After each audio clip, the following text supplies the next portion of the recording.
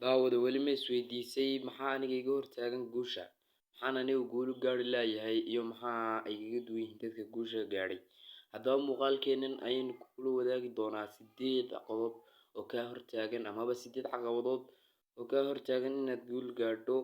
Haddaba ugu horreyn intaynaan u gelin 8 qodob, magacaygu waa Jimcaale Daar Bilaa, halkanina waa Salgaadh Media. Haddaad nagu cusub tahayna nagu soo biir oo ka mid noqo baabiinta nagu taxan.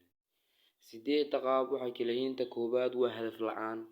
Hadaf la'aan haddii aanu qofku hadaf la'ayn amaba aanad lahayn meel aad u socoto iyo waxaad mustaqbalkaada ku salaynayso ama aad doonayso oo ay noloshaadu iska tahay mid iska socota, waa ta koowaad caqabada kaa hortaagan. Ta labaad waa qorshe la'aan.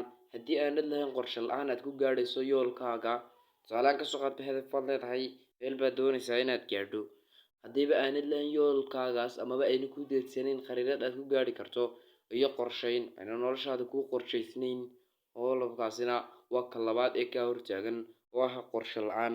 Ka saddexaadna waxa weeye isku dheelitirnaanta nolosha. Daawadu waxaan kuu sheegayaa inay tahay ta ugu muhiimsan amaba guusha ugu quruxda badan waxay tahay u dhammaystiran yihiin dhammaanba tiirarka noloshu oo ay ka mid yihiin tiirka shaqada, tiirka cibaadada, tiirka lacagta xaggee ka soo gashaa, xaggee ka baxdaa iyo tiirar kale oo badan.